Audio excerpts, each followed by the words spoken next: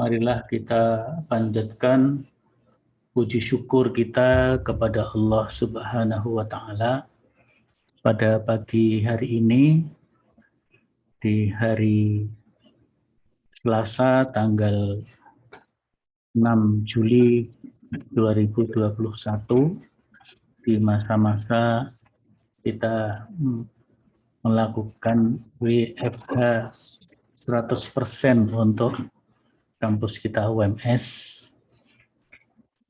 berkaitan dengan PPKM yang diterapkan oleh pemerintah untuk wilayah Jawa, Bali, dan juga saya kira itu juga merupakan masukan usulan dari MCCC, Muhammadiyah COVID Command Center, PP Muhammadiyah. Sehingga Muhammadiyah memiliki tanggung jawab yang besar untuk ini, dan kita sebagai bagian dari Persyarikatan Muhammadiyah, yaitu sebagai amal usaha Muhammadiyah di bidang pendidikan, kita mempelopori untuk penerapan PKKM dalam rangka untuk menurunkan atau menghentikan atau mengurangi penyebaran atau penularan COVID-19 yang memang akhir-akhir ini mengalami lonjakan yang sedemikian rupa ya. Kalau kita mendengar misalnya berita dari Rumah Sakit Sarjito UGM Yogyakarta, itu sehari sampai berapa puluh orang yang wafat, di samping mungkin membludaknya COVID itu juga terkait dengan info yang terdengar kemarin adalah terkait dengan info yaitu kekurangan oksigen, ya, kekurangan tabung oksigen. Nah, itu tentu Muhammadiyah memiliki tanggung jawab yang sedemikian rupa ya. UMS sebagai bagian dari Muhammadiyah tentu juga akan tidak bisa tinggal diam ya, sebagai salah satu amal usaha Muhammadiyah, apalagi di kampus kita sudah ada gugus tugas untuk COVID-19 ini. Nah, berkaitan dengan perkembangan yang baru, Muhammadiyah dalam hal ini PP Muhammadiyah sudah mengeluarkan edaran pimpinan pusat Muhammadiyah nomor 5 EDR /1.0 E/2021 yang berisikan tentang himbauan, perhatian, kewaspadaan, dan penanganan COVID-19 serta persiapan menghadapi Idul Adha 1942 atau tahun 2021. Namun yang perlu kita pahami pertama, secara fikih, secara tuntunan sesuai Quran Sunnahnya, pada garis besarnya tentu tetap sama ya. Tentang sunnah-sunnah yang harus kita laksanakan menjelang Idul Adha yang kemarin sudah kita sampaikan ya. Jadi mulai tanggal 1 Zulhijjah bagi bapak-bapak dan ibu yang akan melaksanakan udhiyah ya, menyembelih kurban atau berkorban ya, mungkin tidak menyembelih sendiri, mungkin ada yang menyembelih sendirinya. Jadi Bapak Ibu yang akan berkorban, jangan lupa nanti mulai tanggal 1 Zulhijjah, tahun ini bertepatan dengan tanggal 11 Juli ya, 11 Juli. Kita tidak lagi memotong kuku dan rambut kita. Nah, untuk itu ya sebelum tanggal 1 Zulhijjah atau sebelum tanggal 11 Juli yang mungkin merasa kukunya panjang, merasa rambutnya terlalu panjang untuk dipotong, ya silahkan segera dicukur, dipotong, kukunya juga begitu, sampai tanggal 10 Juli atau akhir Zulqa'dah. Artinya yang penting sebelum tanggal 1 Zulhijjah. Ini mungkin mengingatkan, jangan sampai lupa ya. Misalnya ingat-ingat sudah tanggal 1 ya, sudah nggak boleh potong kuku, nggak boleh potong rambut. Itu rambut kepala, rambut kumis, rambut jenggot juga begitu ya. Otomatis segala kuku atau rambut tidak boleh dipotong ya. Artinya itu sunnah ya, bagian sunnah yang disebut dalam istilah fikihnya adalah sunnah tarkiyah. Sunnah untuk meninggalkan suatu perbuatan tertentu. Jadi perbuatan yang dianjurkan untuk ditinggalkan, yaitu tidak memotong rambut, tidak memotong kuku. Kemudian sunnah yang lainnya, kalau yang tadi sunnah tarbiyah, sunnah meninggalkan sesuatu perbuatan, maka juga ada sunnah amaliyah atau sunnah fi'liyah. Mungkin lebih tepat sunnah amaliyah. Sunnah yang perlu kita amalkan.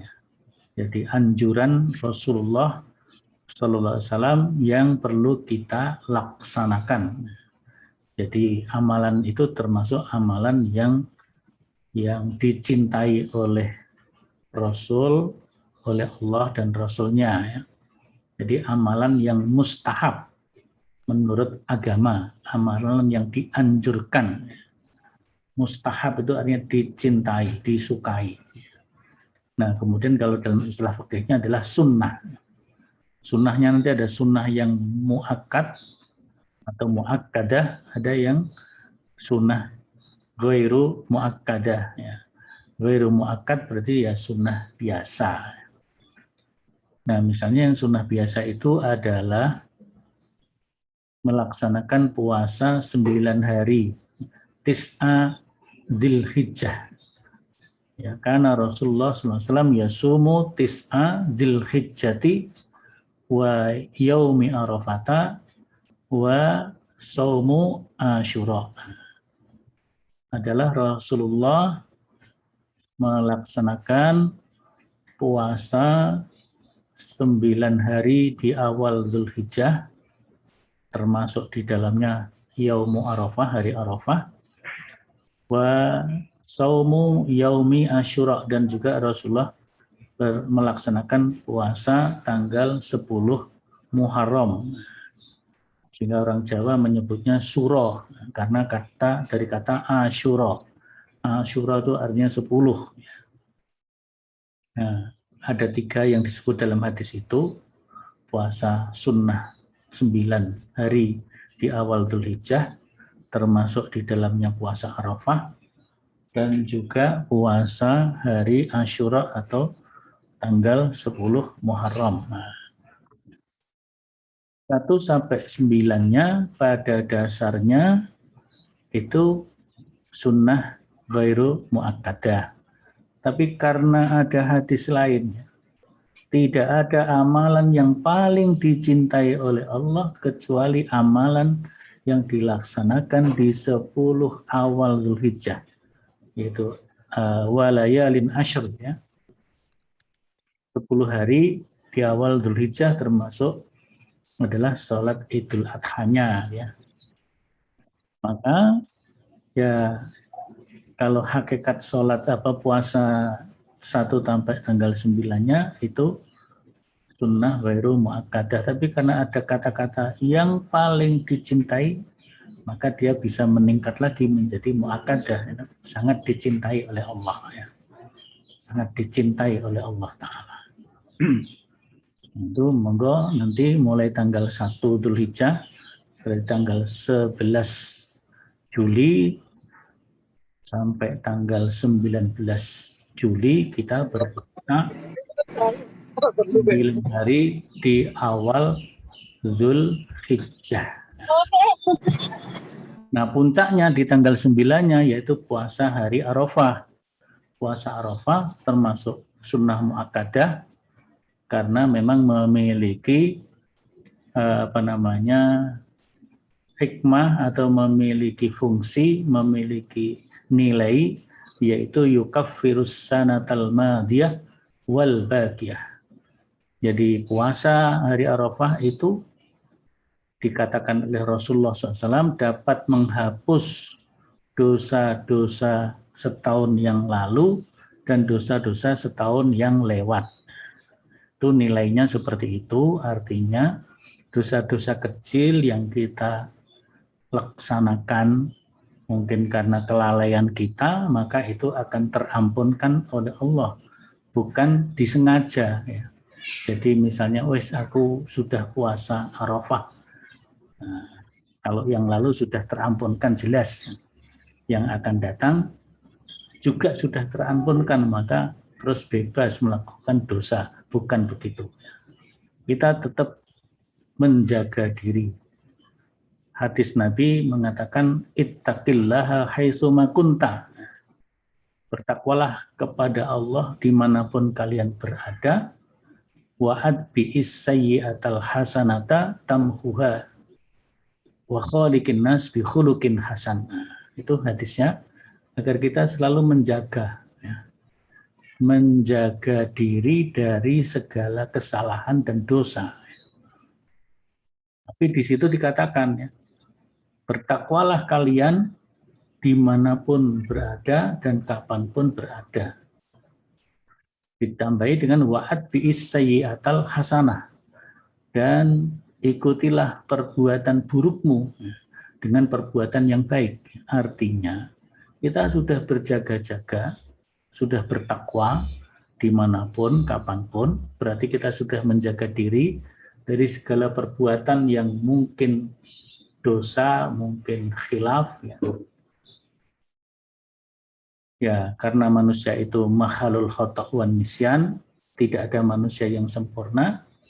Ya, bisa saja kita sudah berusaha maksimal, tapi masih melaksanakan dosa, melaksanakan kesalahan. Maka dalam hadis itu dikatakan adbi'is sayyi'ah. Ikuti perbuatan dosamu, perbuatan burukmu dengan perbuatan yang baik. Jadi kalau kita terlena, kemudian melaksanakan kesalahan, maka kita segera zikrullah, ingat kepada Allah, istighfar, dan ditutup dengan perbuatan yang baik. Al-hasanah, maka dalam hadis itu kan tamhuha, maka perbuatan yang baik itu akan menghapus perbuatan yang buruk, yang salah tadi, yang kita sudah istighfari, yang sudah kita taubati kepada Allah Ta'ala. Nah itu ya, puasa puncaknya di puasa Arafah tanggal 9 Dzulhijjah. Jadi kalau yang nggak bisa tanggal 1, tanggal 2, tanggal 3 sampai tanggal 8 ya nggak apa-apa. Tapi tentu kita tidak melaksanakan sunnah Nabi SAW yang optimal tadi. Nah, kan nggak mampu, nggak bisa karena sesuatu hal, kita usahakan yang tanggal 9-nya, puasa Arafahnya. Nah, ini kalau yang puasa seperti ini, insya Allah tidak ada kaitannya dengan persoalan COVID-19 COVID-19 dan tidak ada kaitannya dengan PKKM yang terkait dengan penyebaran virus COVID-19. Nah, sekarang kenapa PP Muhammadiyah mesti mengeluarkan edaran ya? Edaran padahal tahun lalu juga sudah mengeluarkan edaran yang semacam yang sejenis di tahun lalu, ini dimunculkan lagi ya, artinya supaya kita memperhatikan dan mengingat kondisi sekitar kita ya. Kondisi sekitar kita. Kita tahu beberapa minggu yang lalu Ketua MCCC PP Muhammadiyah Pak Dr. Muhammad Agus Samsudin yang juga Ketua Majelis PKU Pembina Kesehatan Umat ya. Lupa singkatan yang benarnya. Kalau dulu PKU Penolong Kesengsaraan Umum, pernah menjadi Pembina Kesehatan Umat, pernah juga menjadi Pembina Kesejahteraan Umat. Sekarang Pelayanan Kesehatan Umum atau umat. Ya, artinya beliau menyampaikan, mengusulkan kepada pemerintah agar Jawa, minimal Jawa, usulannya Muhammadiyah itu Jawa di lockdown 2 minggu. Nah, kemudian pemerintah mengumumkan, nggak tahu apakah karena masukan dari MCCC atau sebab yang lain, ya artinya pemerintah mengumumkan tanggal 3 sampai 20 yang berarti juga sekitar 2 pekan. Nah, disinilah maka kemudian berkaitan peribadatan yang memungkinkan membawa kepada kerumunan, Maka oleh sebab itu disebutkan di edaran nomor 4 itu ya. Tapi sebelumnya kalau nomor 3, seluruh kegiatan persyarikatan diselenggarakan secara tatap muka, yang diselenggarakan tatap muka luring atau offline dengan melibatkan banyak orang agar tidak dilaksanakan dan diganti secara daring. Ini yang pertemuan-pertemuan biasa. Nah, kemudian yang keempat nih, yang sudah masuk ke persoalan Idul Adha, mungkin juga nanti pelaksanaan sholat dan kurbannya. Maka keempat itu berbunyi sebagai langkah pencegahan, sebagai bagian dari kehati-hatian.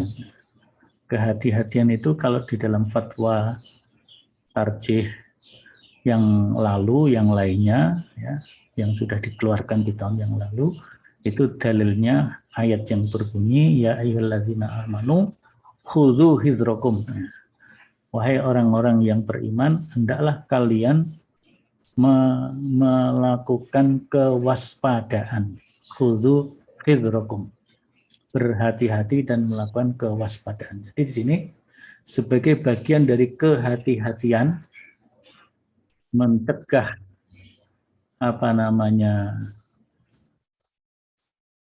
kemudaratan yang lebih besar akibat tingginya kasus COVID-19, maka masjid dan musola yang memang di tempat-tempat yang sangat tinggi ininya kasusnya untuk sementara dinonaktifkan terlebih dahulu dari segala aktivitas yang melibatkan jamaah.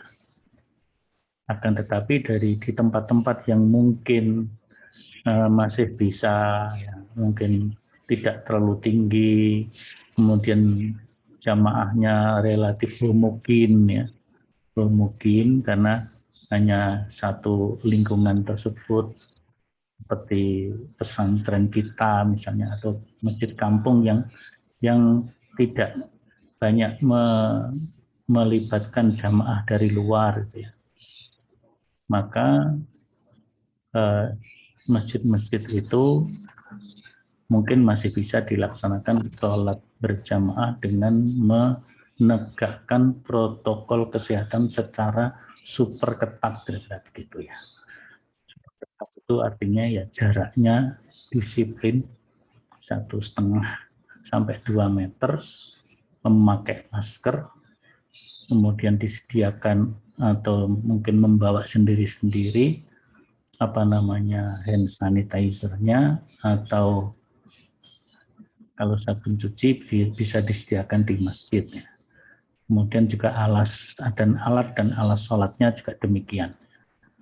Tetapi untuk masjid-masjid yang betul-betul darurat, ya, kawasannya sangat darurat, ya, maka dianjurkan untuk tidak berjamaah di masjid. Untuk itu azannya ketika hayya 'alas shalah diganti dengan shollu fi rihalikum atau shollu fi buyutikum.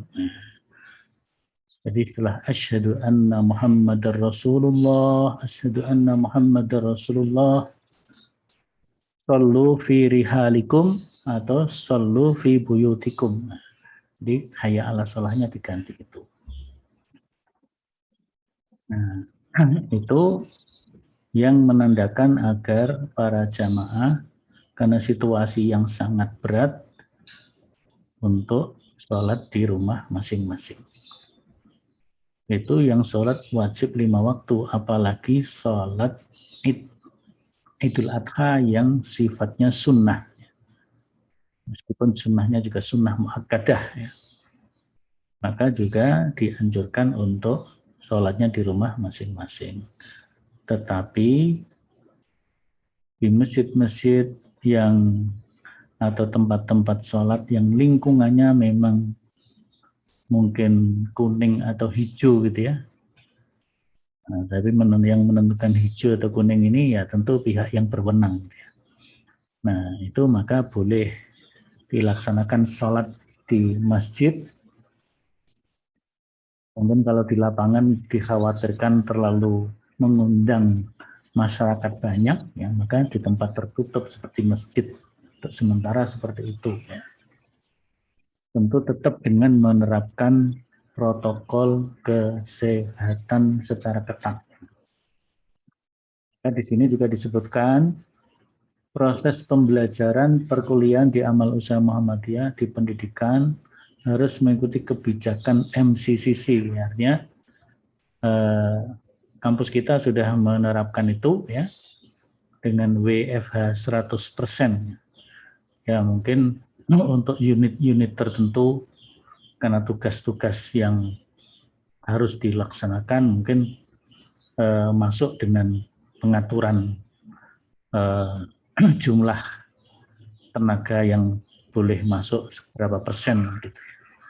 Itu juga seperti untuk kebutuhan kita semuanya, misalnya perbankan, Bank Jateng Syariah itu tetap buka dengan pola jam yang agak berbeda dari hari-hari biasa. Nah, jadi ini mungkin tidak fokus kepada Idul Adha-nya saja, tapi yang terpenting adalah hal-hal yang memungkinkan terjadinya kerumunan. Yang pertama yaitu sholat Id. Yang kedua adalah pelaksanaan kurban, pelaksanaan kurban. Jadi untuk pelaksanaan kurban tentu karena ibadah udhiyah atau kurban itu adalah sunnah dan hukumnya sunnah muakkadah, sunnah yang sangat dianjurkan. Maka bagi yang memiliki kemampuan ya silahkan berkorban, dan pelaksanaannya bagaimana diatur dengan tetap menjaga supaya tidak terjadi kerumunan, tidak terjadi penyebaran virus. Ya kalau bisa di RPH, rumah pemotongan hewan, itu lebih bagus. Tapi kemarin saya ada pertemuan atau dialog interaktif bersama Kepala Dinas Peternakan Jawa Tengah. Beliau mengatakan bahwa jumlah RPH se-Jawa Tengah itu hanya sekitar 75 buah.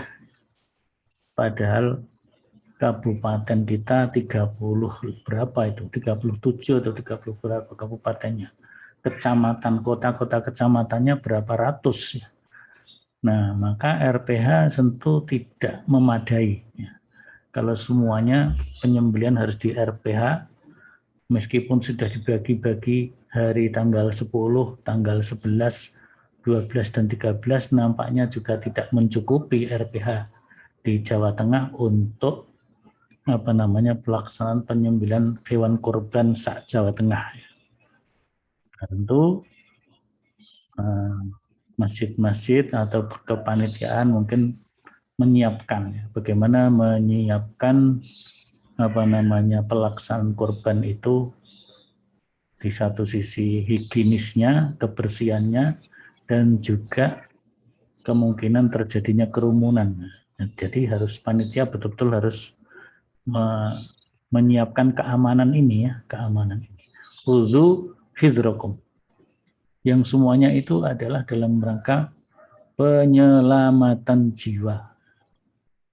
Maka kemudian PP Muhammadiyah juga memberikan fatwa bahwa korban, ibadah korban kita, kalau ada hal-hal yang sangat mendesak untuk diatasi, seperti saudara-saudara kita yang terpapar, mungkin jumlahnya relatif banyak, kemudian tetangga saudara harus menyiapkan kebutuhan-kebutuhan mereka, ya.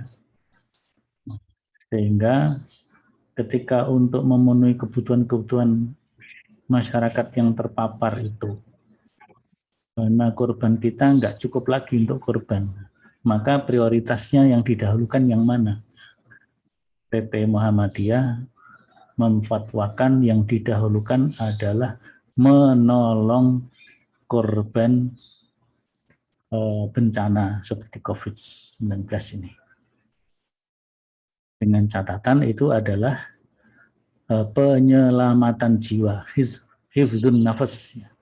Jadi menyelamatkan jiwa itu hukumnya wajib, sedangkan berkorban hukumnya sunnah, meskipun sunnah muakkad, maka yang wajib itu didahulukan. Insya Allah kalau kita sudah melaksanakan yang wajib, yang sunnah yang sudah kita niatkan ingin kita laksanakan, tetapi tidak dapat kita laksanakan karena sesuatu hal, maka sudah dinilai oleh Allah Ta'ala. Tapi bagi yang mampu, ya, menolong korban COVID juga mampu, berkorban juga mampu, maka dua-duanya dilaksanakan itu adalah yang lebih baik. Tapi kalau kemampuannya hanya salah satu, maka majelis tarjih di dalam surat edaran ini dan juga edaran yang lalu menfatwakan diprioritaskan untuk menolong korban bencana atau korban virus COVID-19 ini. Ini yang mungkin yang perlu kita pahami ya. Jadi bukan menganjurkan agar korban dialihkan, bukan. Apabila terjadi sesuatu yang mendesak dan yang kita mampu hanya melaksanakan salah satu, maka kerjakan yang lebih penting. Nah, kalau kaidah fikihnya taqdimul aham minal muhim, mendahulukan yang lebih penting daripada yang sekedar penting. Kalau yang lainnya mendahulukan yang wajib, taqdimul wajib alal sunnah atau alal mandub atau alal mustahab, mendahulukan yang wajib daripada yang disunnahkan. Ya, seperti kalau kita masuk bulan Ramadan, 1 bulan penuh kan puasa-puasa sunnah nggak ada lagi. Puasa Senin Kemis nggak ada, puasa Daud apalagi nggak ada, puasa Ayyamul Bid juga nggak ada, karena kita melaksanakan yang wajib, yaitu puasa Ramadan. Puasa sunnahnya nggak ada lagi. Otomatis puasa sunnah itu sudah ternilai oleh Allah Subhanahu wa Ta'ala. Demikian juga ketika pelaksanaan ibadah kurban ini, terkecuali bagi orang-orang yang memiliki kemampuan untuk melaksanakan dua-duanya. Maka majelis tarjih pun juga menfatwakan silahkan melaksanakan kedua-duanya. Berkorbannya juga iya, menolong kaum duafa dan menolong korban COVID juga iya. Insya Allah itu suatu kebaikan bagi yang memiliki kemampuan untuk melaksanakan dua-duanya. Tapi kalau tidak mampu, ya itu dikonversi dalam arti bukan dialihkan dalam arti kemudian kita nggak punya niatan korban sama sekali. Artinya kita mendahulukan yang sangat penting dibanding yang sekedar penting, mendahulukan yang wajib daripada yang sunnah. Itu takdimul aham minal muhim, takdimul wajib minas sunnah.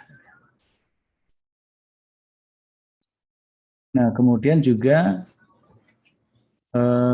mungkin untuk penyebaran daging kurban yang lebih merata dan bisa menyentuh daerah-daerah yang sangat minus, daerah-daerah yang jauh, maka Majelis Tarjih juga menganjurkan terutama untuk keluarga besar Muhammadiyah agar menyalurkan kurbannya melalui Lazismu. Nah, Lazismu mempunyai program korban untuk ketahanan pangan dengan program rendangmu, dengan model membuat kornetisasi. Tentu memang ketika dikornetisasi, proses kornetisasinya sangat lama ya, sehingga mungkin penyembelihannya sesuai jadwal, penyembelihan sesuai sunnah, sesuai syariat ya, bisa tanggal 10, 11, 12 sampai 13 ya. Karena mungkin begitu banyaknya orang yang berkorban juga melalui Lazismu menggunakan program korban ketahanan pangan itu dengan dan rendangmu dan kornetisasi, mungkin yang terkumpul bisa apakah ratusan atau ribuan binatang ya, mungkin ribuan sapi. Kalau ribuan sapi otomatis penyembelihannya tidak bisa hanya satu hari, hingga 10, 11, 12, 13 dan juga dilaksanakan di beberapa tempat ya. Kalau saya mendengar ada Sragen ada, Surabaya ada, di luar Jawa juga ada di beberapa titik ya. Nah, kemudian dilakukan kornetisasi. Nah, kornetisasinya mungkin prosesnya bisa sampai 2 bulan atau lebih, sehingga daging kaleng itu akan distribusikan 2 bulan setelah Idul Adha atau 2,5 bulan atau mungkin 3 bulan, dan itu diedarkan ke daerah-daerah yang sangat minus, sangat membutuhkan, dan itu sangat bagus. Itu juga yang dianjurkan oleh PP Muhammadiyah melalui surat edarannya. Nah, kemudian untuk sholat Idul Adha, apabila kita tidak melaksanakan sholat di masjid atau di tempat sholat, di tempat umum, berarti kita sholat di rumah kita masing-masing. Terus sholat di rumah kita masing-masing berarti kita berjamaah dengan keluarga kita. Berjamaah dengan keluarga kita, ya tentu yang menjadi imam apakah kepala keluarga atau salah satu anggota kepala keluarga yang dipandang memiliki kemampuan. Kalau bisa juga ada khutbahnya dengan singkat. Seandainya tanpa khutbah, insya Allah sholat id itu sudah sah. Sholat itu tuh sudah sah. Tapi kalau afdolnya tentu dengan khutbahnya, dan khutbahnya diberikan secara sesingkat-singkatnya. Ini saya kira penjabaran atau mungkin hal-hal yang dapat kita sampaikan berkaitan dengan surat edaran PP Muhammadiyah, yaitu surat edaran nomor 5 /EDR /1 Romawi E garis miring 2021 yang babnya adalah imbauan perhatian, kewaspadaan, dan penanganan COVID-19 serta persiapan menghadapi Idul Adha 1442 garis miring 2021 Masehi. Ini barangkali yang dapat saya sampaikan kepada Bapak dan Ibu jamaah sekalian. Saya akan lihat di room chat apakah ada pertanyaan yang masuk. Setelah itu nanti mungkin yang mau bertanya secara langsung. Oh, ini yang pertama ada berita duka, yaitu guru kita, orang tua kita, sesepuh kita, teladan kita, Pak Haji Sami'an, rahimahullah, telah berpulang ke rahmatullah. Mudah-mudahan amal ibadahnya diterima dan dosanya diampuni oleh Allah Ta'ala. Keluarga yang ditinggal mendapatkan kesabaran. Itu yang muncul di chat. Yang pertama, berita duka Pak Sami'an, dosen FKIP UMS. Beberapa waktu yang lalu, tapi masih aktif sebagai tenaga pengajar. Berikutnya, ada pertanyaan dari Pak Natangsa.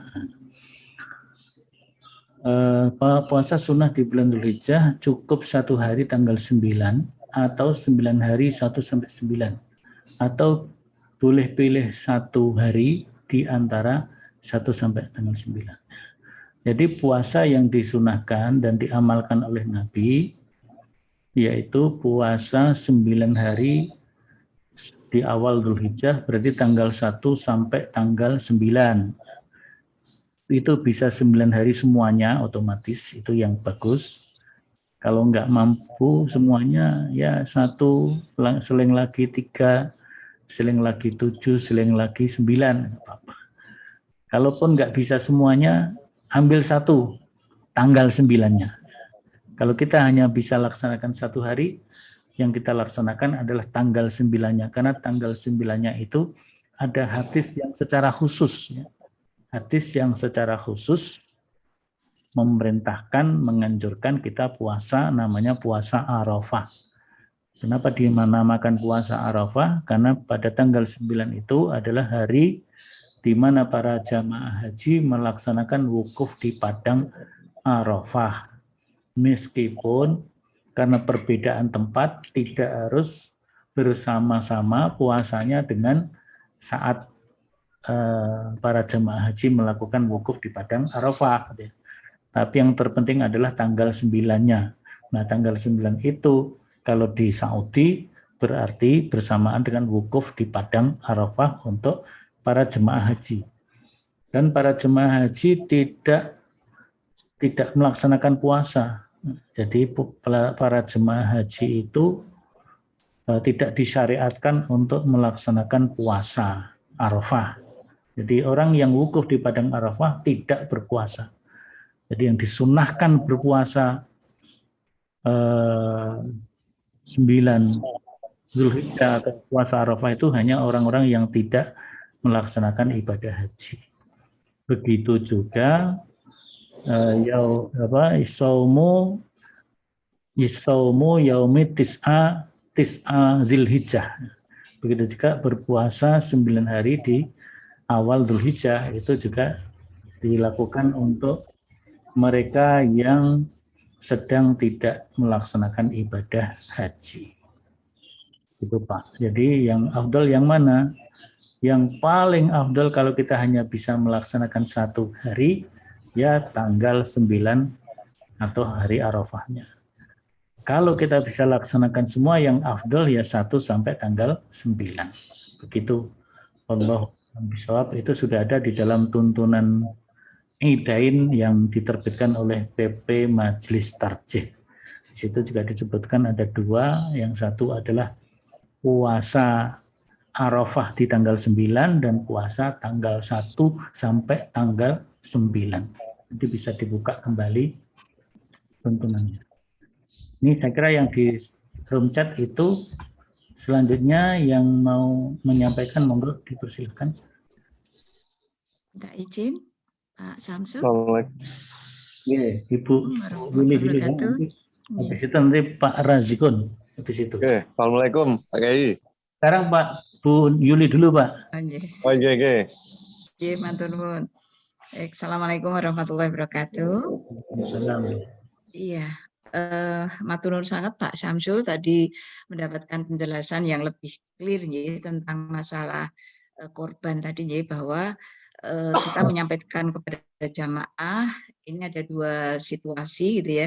Satu adalah sunnah muakkad karena memang sudah terjadwal, artinya aturan yang sudah ditetapkan oleh Allah Subhanahu wa taala dan dilaksanakan oleh Rasulullah SAW. Dan yang kedua adalah kondisi darurat kita, sehingga masyarakat diminta memilih untuk mau korban atau mau mensodakohkan dana korbannya kepada yang amanah untuk melaksanakan itu. Nah, kemudian juga hal ini perlu disosialisasikan, jadi jangan sampai nanti ada dengan adanya fatwa dari Tarsih ini kemudian diinterpretasi oleh panitia korban di masjid yang memaknai bahwa dengan adanya fatwa itu mereka punya hak untuk mengalihkan dana yang dititipkan kepada panitia yang niat dari jamaah itu ingin diberikan dalam bentuk hewan kurban, diberikan dalam bentuk hewan kurban, tapi dengan alasan adanya fatwa tadi kemudian panitia seperti itu. Nah, ini mungkin perlu disosialisasikan. Ya. Kemudian yang pertama itu, yang kedua tentang masalah penutupan masjid sampai dengan sholat id.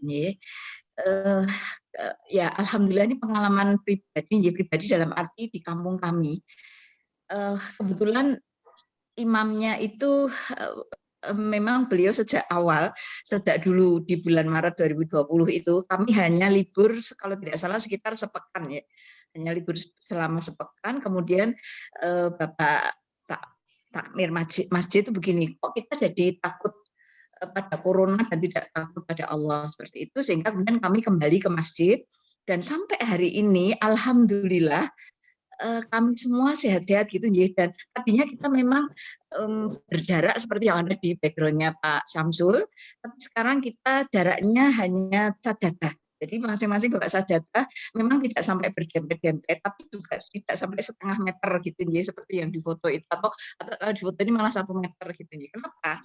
Karena kami memang sholat sesuai dengan tuntunan Rasul seperti itu, dan kami mungkin Pak takmir masjid kami itu berpandangannya begini, apakah kita itu sudah seperti taun pada zaman Rasulullah, ketika zaman Umar kalau tidak salah, ketika saat itu begitu kita tersenggol sedikit langsung meninggal seperti itu. Nah, sementara sekarang kalau kita melihat persentasi dari yang meninggal dan yang terpapar itu masih sangat jauh. Kalau tidak salah sekitar 15-20% yang meninggal, yang 80% itu kembali sehat seperti itu. Nah, oleh karenanya kadang-kadang saya tuh khawatir deh, kenapa kita melarang masjid ditempelin tidak beraktivitas dari tanggal 3 sampai 20. Sementara gereja kita melihat mereka tetap melakukan aktivitas. Meskipun memang aktivitasnya beda dengan kita, mereka hanya sepekan sekali, kita setiap hari. Nah, itu padahal Allah memerintahkan umat Islam khususnya yang laki-laki sholat fardu itu di masjid gitu. Nah, itu yang terus terang meresahkan saya nih sebagai umat Islam yang ilmu agamanya masih sangat minimal. Kenapa kita kok pada menjauhi masjid gitu? Dan alhamdulillah ini bukti, mungkin silahkan rawuh ke masjid kami.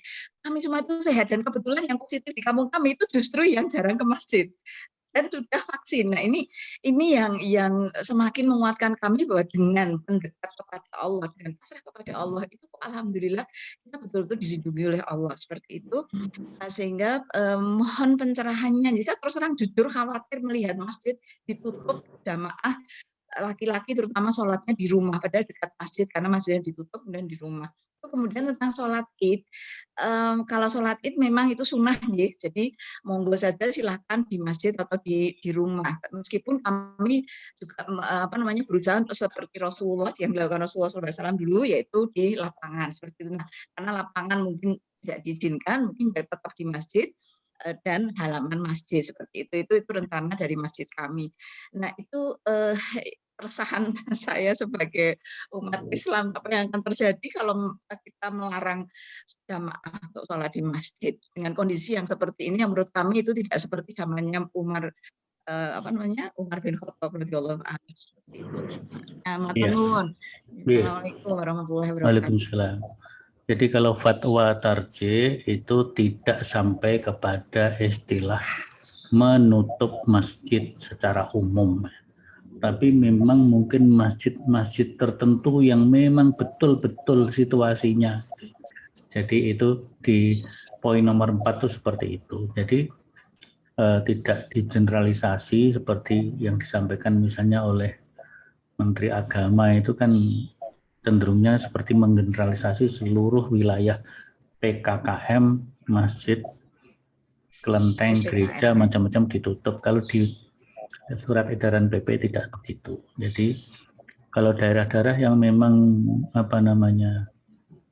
memungkinkan untuk dilaksanakan sholat berjamaah, ya tetap dibuka masjid itu untuk sholat berjamaah. Tetapi memang Muhammadiyah berpandangan bahwa afdoliyatnya ya karena situasi ya social distancingnya diterapkan, itu terkait dengan hifdzun nafas, ya, menjaga diri, menjaga keselamatan itu lebih diutamakan daripada mungkin melaksanakan sunnah merapatkan saf itu. Ini persoalan khilafiyah kalau ini ya.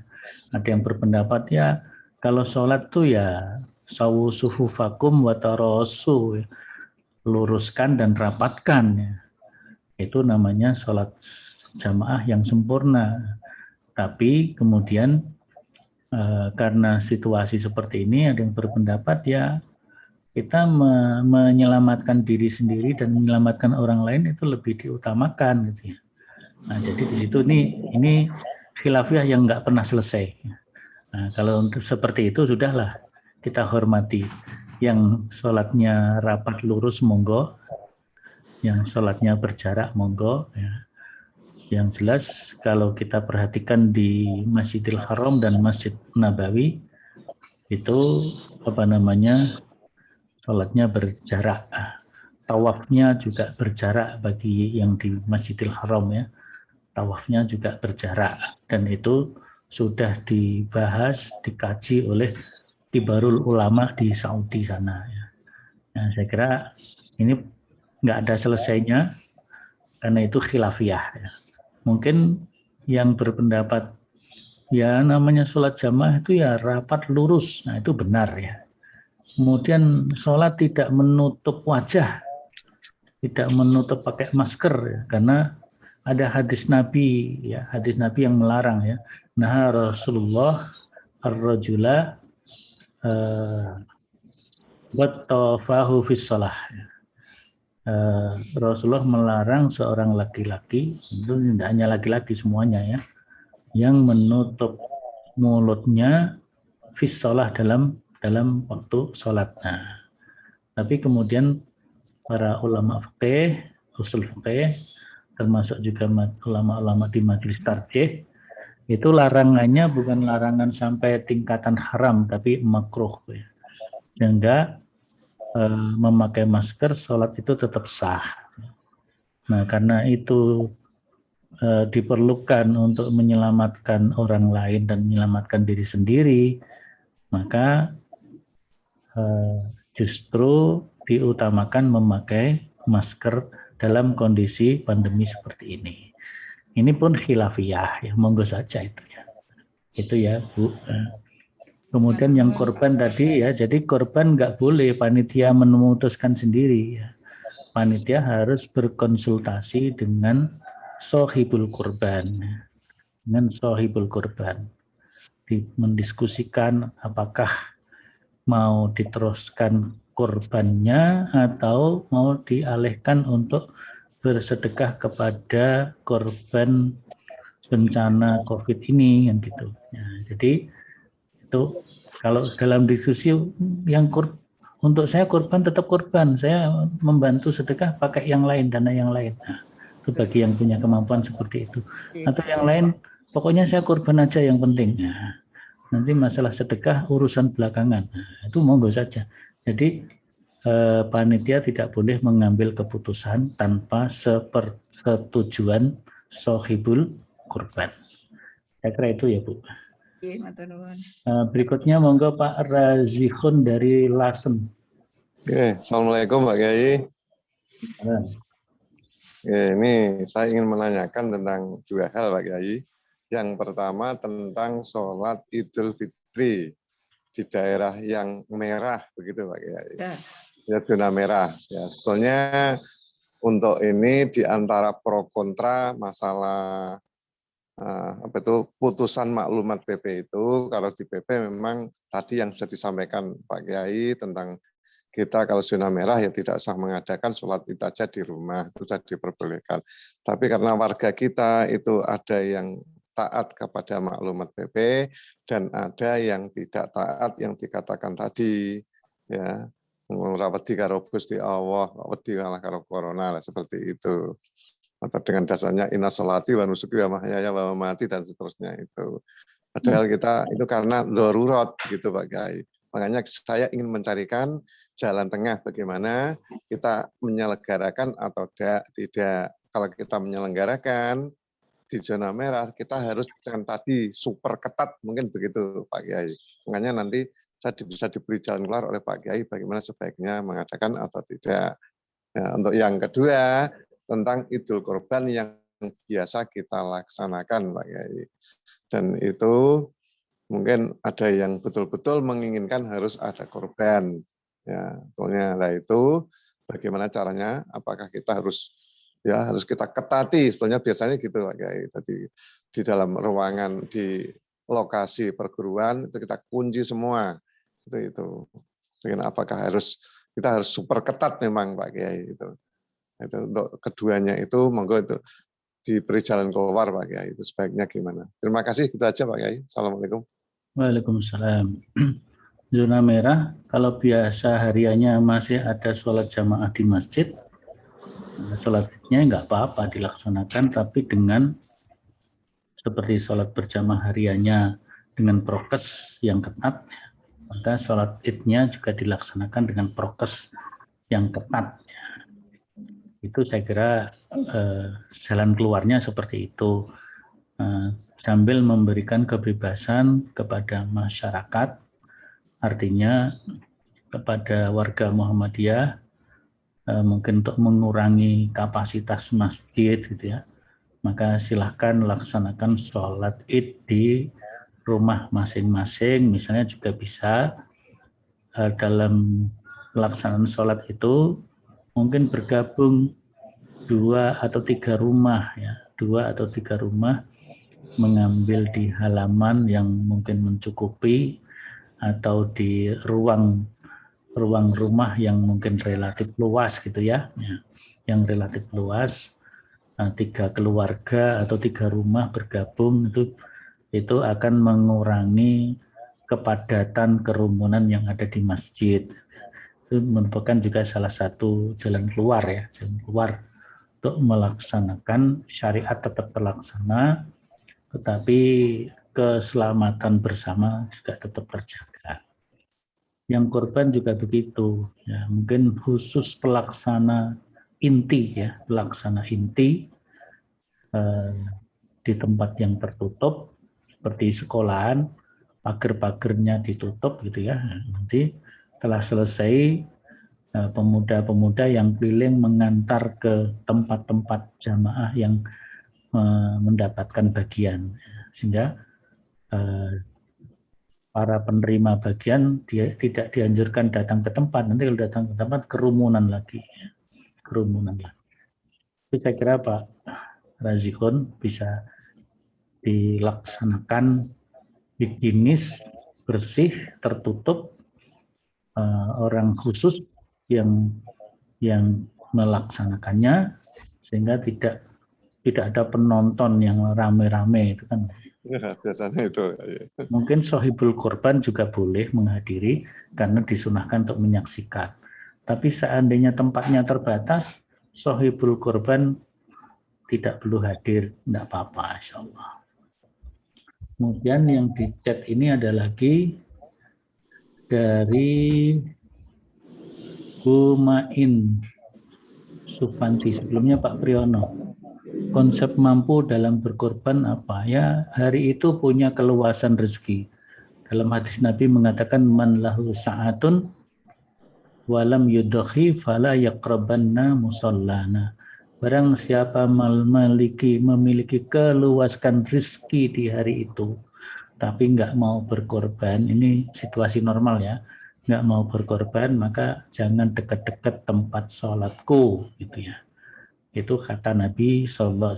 Jadi yang dimaksud mampu memiliki keluasan rezeki di hari itu untuk membeli binatang korban dan menyembelihnya.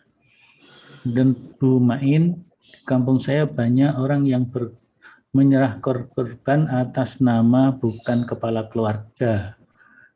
Misalnya anaknya, istrinya, dan sebagainya. Ya, itu monggo sajalah itu. Tapi kan yang jelas satu keluarga, satu itu sudah mencukupi untuk dalam satu keluarga. Mau atasnamakan kepala keluarga, atasnamakan istri atau anak, itu silahkan saja. Itu mungkin ingin merasa lebih mantap gitu ya. Tahun ini yang korban bapak, besok yang korban ibu, besok anaknya dan sebagainya. Wallahu a'lam, insyaallah enggak apa-apa. Kemudian yang berikutnya, berkorban untuk orang tua yang sudah meninggal apakah diperbolehkan? Karena masjid kami banyak yang melakukan. Jadi kalau itu untuk orang tua, untuk saudara dekat, kakak atau adik, untuk ibu, untuk ya pokoknya kerabat dekat gitu ya, keluarga inti, insya Allah dibolehkan. Dan afdalnya lagi apabila kita mengetahui orang tua itu, kita sudah mendengar beliau berazam untuk berkorban, tapi belum sampai waktunya sudah dipanggil Allah. Itu jelas kita laksanakan. Seandainya beliau tidak, kita nggak tahu beliau berazam atau tidak, tapi kita mampu, kemudian kita